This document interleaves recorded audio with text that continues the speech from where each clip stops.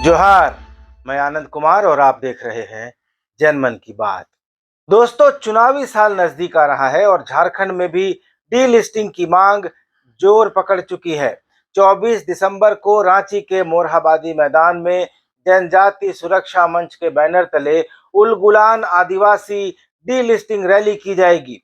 इस रैली की मुख्य मांग है कि धर्मांतरण यानी ईसाई में कन्वर्ट हो चुके आदिवासियों को उन्हें मिलने वाले एसटी आरक्षण आदि सभी सुविधाओं से बाहर करने के लिए विशेष कानून बनाया जाए, कोई स्पेशल लॉ बनाया जाए। इस रैली में देश के कई राज्यों में सक्रिय आरएसएस और भाजपा संचालित आदिवासी संगठनों के बड़े बड़े कार्यकर्ताओं के रांची पहुंचने की खबरें आ रही हैं।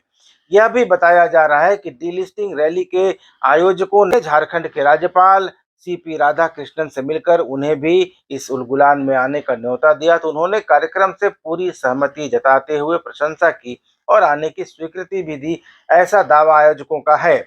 यहाँ यह बता देना जरूरी है कि इस साल की शुरुआत में मध्य प्रदेश और छत्तीसगढ़ में डी लिस्टिंग को लेकर बड़े बड़े आंदोलन हुए। कई इलाकों में, आदिवासी बहुल इलाकों में बड़ी बड़ी रैलियां हुई, सभाएं हुई और इस साल के अंत में ही इन दोनों ही राज्यों में विधानसभा चुनाव हुए और भारतीय जनता पार्टी को आदिवासी बहुल इलाकों में भारी जीत मिली।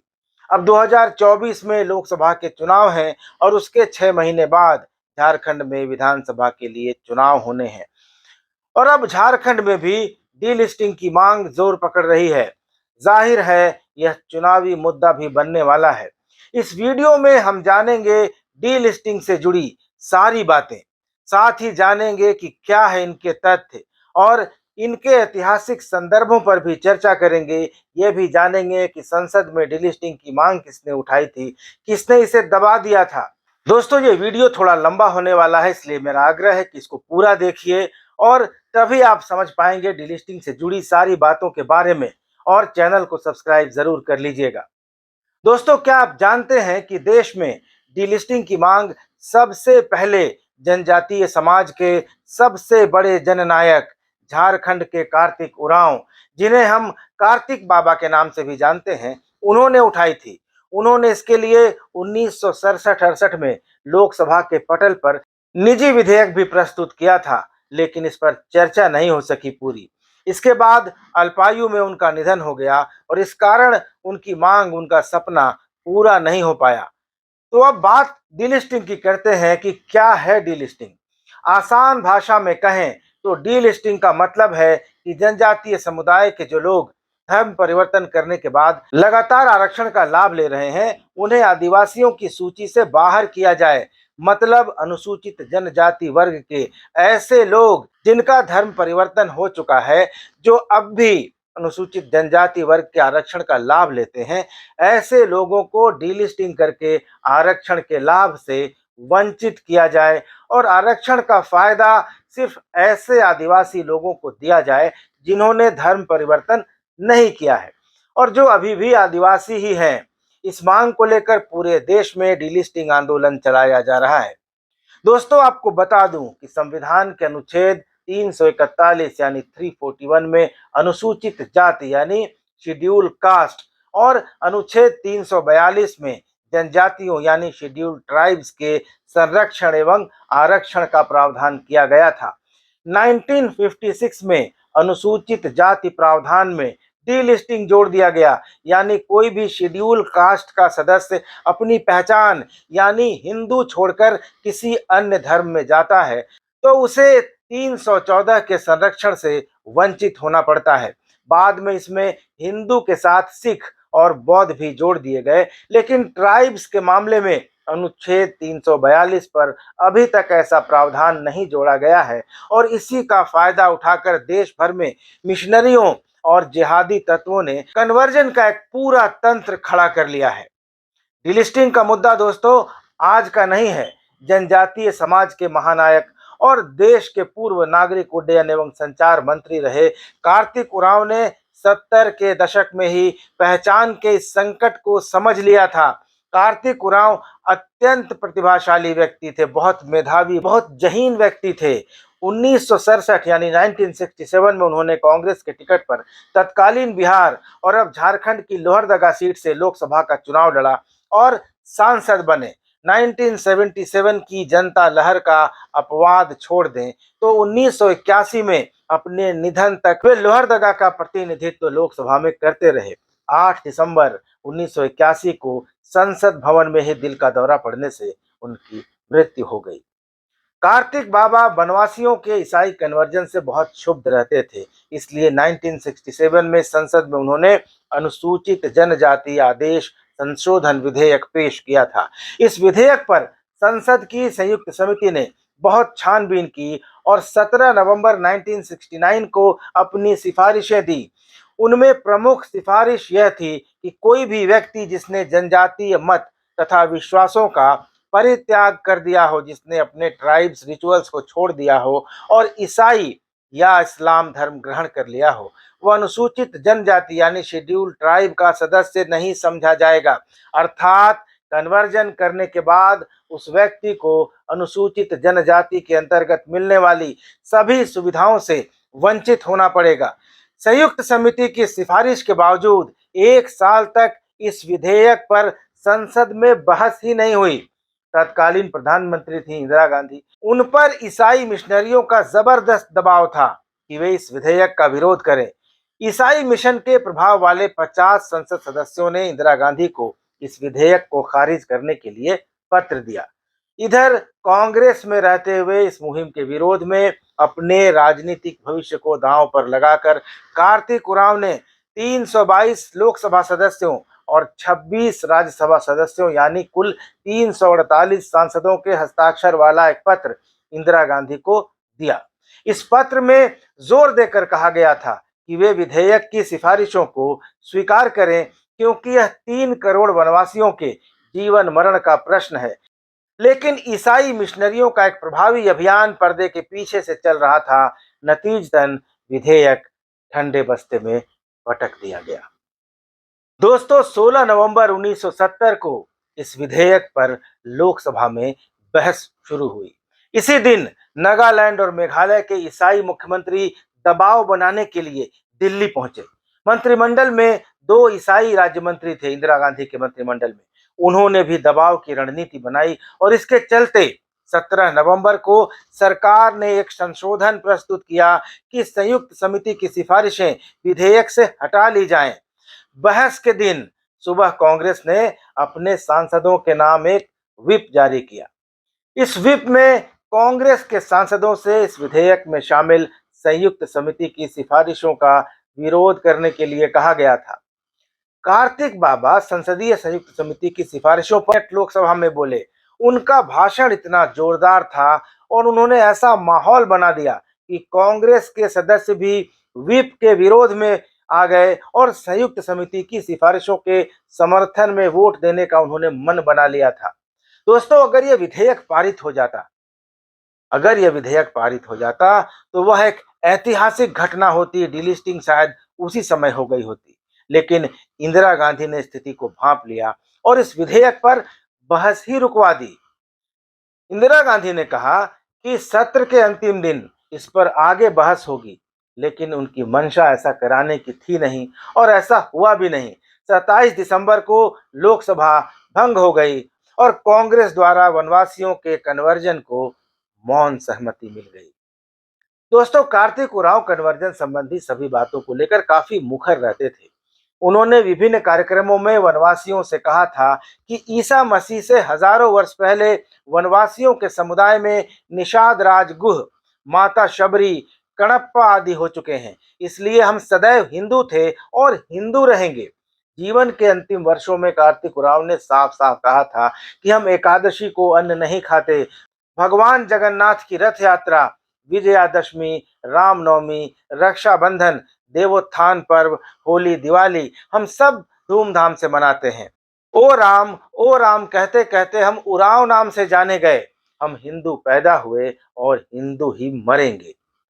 तो दोस्तों, आज के समय की बात करें तो बीजेपी और आदिवासी समाज का एक बड़ा वर्ग डीलिस्टिंग के समर्थन में है। वहीं झारखंड मुक्ति मोर्चा, कांग्रेस, आम आदमी पार्टी और ईसाई धर्म अपना चुके आदिवासी इसे एक राजनीतिक षड्यंत्र मान रहे हैं। झारखंड समेत पूरे देश में आदिवासी या दूसरे समुदाय के ऐसे लोगों ने धर्म परिवर्तन कर लिया जिन्हें आरक्षण का लाभ मिल रहा था। कुछ इसमें मुसलमान बन गए तो बहुत सारे लोगों ने ईसाई धर्म अपनाया, लेकिन धर्म बदलने के बाद भी वे आरक्षण का लाभ ले रहे हैं। जनजातीय सुरक्षा मंच की माने तो ऐसे लोगों की संख्या बहुत अधिक है। ऐसे में एक बड़ा वर्ग, आदिवासियों का एक बड़ा वर्ग जिन्हें आरक्षण का लाभ मिलना चाहिए था, उन्हें यह लाभ मिल ही नहीं पा रहा है। इसको देखते हुए डीलिस्टिंग की मांग उठाई गई है। डीलिस्टिंग लागू होने पर ऐसे लोगों को चिन्हित करके उन्हें आरक्षण के लाभ से वंचित किया जाएगा, लेकिन ईसाई समुदाय इसका विरोध कर रहा है।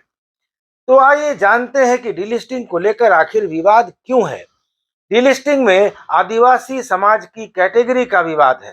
धर्म और जाति के आधार पर जातिगत आरक्षण की मांग हो रही है। धर्म परिवर्तन करके ईसाई या मुस्लिम बने लोगों को एससी और एसटी कैटेगरी के आरक्षण से बाहर करने की मांग हो रही है। झारखंड ईसाई बहुल राज्य है, इसलिए यहाँ कन्वर्जन यानी धर्मांतरण भी बहुत ज्यादा है। आदिवासी समाज के बहुत से लोग ईसाई धर्म अपना चुके हैं। यह पूरा मामला सीधे सीधे आरक्षण से जुड़ता है। इसलिए जुड़ता है क्योंकि अनुसूचित जाति को मिलने वाले आरक्षण की कैटेगरी इसी के आधार पर तय की जाती है। इस मुद्दे पर आदिवासियों का रुख भी अलग अलग देखने को मिल रहा है। बहुत सारे आदिवासी धर्मांतरण के खिलाफ तो हैं, लेकिन वे खुद को हिंदू नहीं मानते, वे सरना धर्म को मानते हैं। आदिवासियों के मुताबिक हिंदू धर्म में मूर्ति पूजा होती है, जबकि आदिवासी प्रकृति के उपासक होते हैं, प्रकृति की पूजा करते हैं। ऐसे में आदिवासियों को हिंदू कहना गलत है। इधर हिंदू धर्माचार्य मानते हैं कि आदिवासी हिंदू हैं। पूरी पीठ के शंकराचार्य स्वामी निश्चलानंद सरस्वती ने भी डीलिस्टिंग का समर्थन किया है। शंकराचार्य की माने तो सेवा के नाम पर देश में हिंदुओं का धर्म परिवर्तन किया गया। हिंदुओं को अल्पसंख्यक बनाकर देश को अपनी मुट्ठी में लेने का यह षड्यंत्र है, इसलिए उनकी इस इच्छा को विफल करना जरूरी है। उनका कहना है कि रोम में मौजूद ईसा मसीह की मूर्ति पर भी वैष्णव तिलक लगा हुआ है। उनके साथ ही सभी लोगों के पूर्वज पहले हिंदू ही थे, तो हिंदू राष्ट्र या हिंदूवाद से किसी को कोई परेशानी नहीं होनी चाहिए। वहीं डीलिस्टिंग को लेकर जानकार कहते हैं कि भले ही राजनीतिक दल और आदिवासियों की डीलिस्टिंग को लेकर आम राय नहीं हो, कोई एक राय नहीं बन पाई हो, लेकिन हकीकत यही है कि धर्म परिवर्तन यानी कन्वर्जन तेजी से हो रहा है। धर्म परिवर्तन को रोकने के लिए डीलिस्टिंग जरूरी है, क्योंकि पैसों और संसाधनों के लालच में आदिवासी अपनी मिट्टी से, अपनी परंपरा से अलग हो रहा है। इसलिए ऐसे धर्मांतरण करने वाले आदिवासियों को पहचान कर उनकी एक अलग कैटेगरी बनाना, उनको अलग अलग श्रेणी में रखना बेहद जरूरी है, ताकि जिन्हें जरूरत है उन्हें ही आरक्षण सुविधा का लाभ मिल सके। दोस्तों, मध्य प्रदेश, छत्तीसगढ़ और झारखंड में जनजाति समाज की डीलिस्टिंग समर्थक रैलियों में डीलिस्टिंग के पक्ष में जबरदस्त तर्क रखे जाते हैं। कहा जा रहा है कि संविधान में आदिवासी समाज के पिछड़ेपन और समग्र सशक्तिकरण के लिए जनजाति वर्ग को विशेषाधिकार दिए गए हैं। इसका आधार विशुद्ध रूप से जनजातीय पहचान है। धार्मिक आधार पर संविधान किसी तरह के आरक्षण की व्यवस्था को रोकता है, निषिद्ध करता है। डीलिस्टिंग का मामला इसी संवैधानिक बुनियाद पर खड़ा है, जिसे अनुच्छेद 341 और 342 में परिभाषित किया गया है। डीलिस्टिंग के समर्थकों का कहना है कि देश में मिशनरियों के कन्वर्जन अभियान ने जनजाति वर्ग के लाखों लोगों को जनजातीय हिंदू यानी ट्राइबल हिंदू या सरना से ईसाई बना दिया है। उनके नाम और उनके उपनाम से ही साफ है कि वे अपनी जनजातीय पहचान को खो चुके हैं, विलोपित कर चुके हैं, यानी वे मूलतः जनजाति से ईसाई या मुस्लिम धर्म में कन्वर्ट हो चुके हैं। भारतीय संविधान में धार्मिक आधार पर किसी तरह का प्रिविलेज नहीं दिया गया है, इसलिए जो लोग हिंदू धर्म छोड़ चुके हैं उन्हें जनजाति मानकर संरक्षण देना अनकॉन्स्टिट्यूशनल है, असंवैधानिक है। डीलिस्टिंग के समर्थकों का दावा है कि झारखंड, मध्य प्रदेश, ओडिशा, छत्तीसगढ़, गुजरात समेत पूर्वोत्तर के राज्यों में जनजाति वर्ग के हिस्से का 80% फायदा कन्वर्जन के जरिए ईसाई या मुस्लिम हो चुके लोग उठा रहे हैं। पूर्व सांसद और आदिवासी सेंगेल अभियान के राष्ट्रीय अध्यक्ष सालखन मुर्मू का कहना है कि ईसाई बने आदिवासी अभी असली आदिवासियों के लिए खतरे की घंटी है। साथ ही वे देश की आंतरिक सुरक्षा के लिए भी खतरा है, इसलिए इनकी डिलिस्टिंग जरूरी है। ईसाई मिशनरियों पर लगाम लगाना भी जरूरी है। सालखन का कहना है कि जिन आदिवासियों ने खुद सरना धर्म त्याग दिया है, उन्हें ट्राइबल लिस्ट से तुरंत हटा देना चाहिए। जब तक उन्हें जनजाति की सूची से बाहर नहीं निकाला जाता, धर्मांतरण पर या मतांतरण पर रोक नहीं लग सकती है।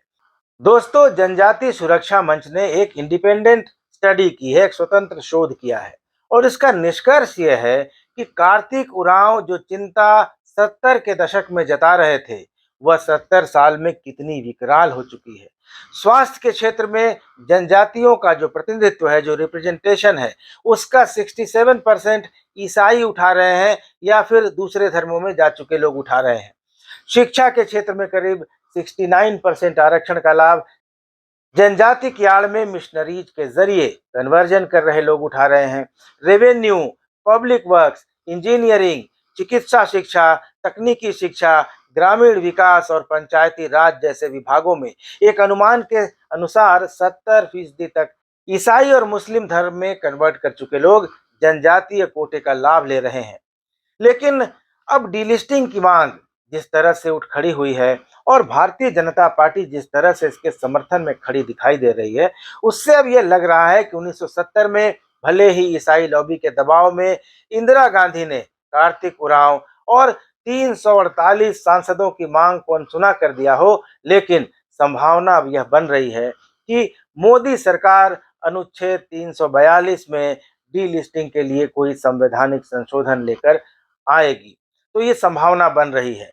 दोस्तों, 24 दिसंबर को रांची में होने जा रही उलगुलान आदिवासी डिलिस्टिंग रैली के मुख्य संरक्षक और भाजपा से 8 बार सांसद रह चुके पूर्व केंद्रीय मंत्री और लोकसभा के उपाध्यक्ष रह चुके कड़िया मुंडा ने कहा है कि हमारा यह कार्यक्रम आदिवासी जनजाति की एक बड़ी आबादी के साथ किए जा रहे धर्मांतरण के षड्यंत्र के खिलाफ एक संगठित मुहिम है, जिसका मुख्य एजेंडा यही है कि ईसाई, इस्लाम अथवा किसी अन्य धर्म में धर्मांतरित करने वाली आदिवासी आबादी को मिल रहे आरक्षण समेत तमाम संवैधानिक सुविधाओं को खत्म किया जाए। लेकिन झारखंड के ईसाई आदिवासी समुदाय में इस बात को लेकर काफी गुस्सा है, आक्रोश है कि ठीक बड़ा दिन की पूर्व संध्या पर 24 दिसंबर को डिलिस्टिंग रैली की आड़ में समाज में सांप्रदायिक सौहार्द को खराब करने की कोशिश की जा रही है।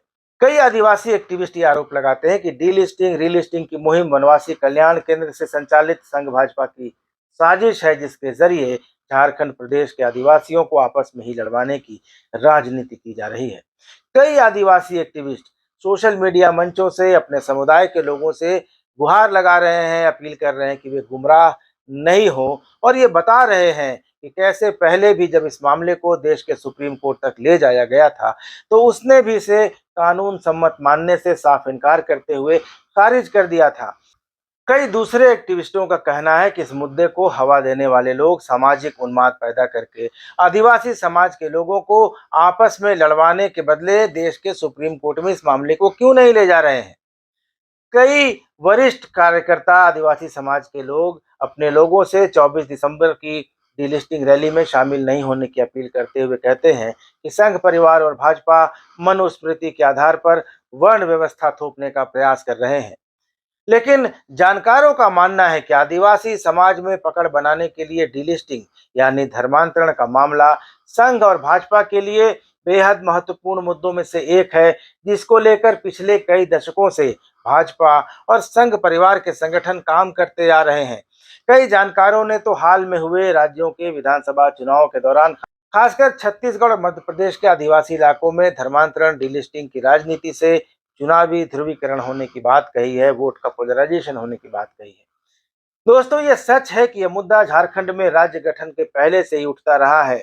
अक्सर आरोप लगता है कि चुनावों के दौरान सांप्रदायिक विभाजन किया जाता है, कम्युनल डिवीजन किया जाता है।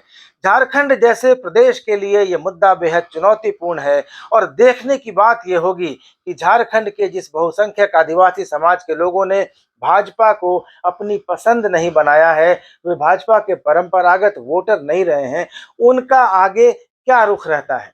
आप इस बारे में क्या सोचते हैं? अपनी प्रतिक्रिया कमेंट के माध्यम से जरूर बताइएगा। चैनल को सब्सक्राइब कर लीजिएगा। वीडियो पसंद आए तो ज्यादा से ज्यादा लाइक और शेयर कीजिएगा। अगले वीडियो में मिलेंगे। धन्यवाद। नमस्कार।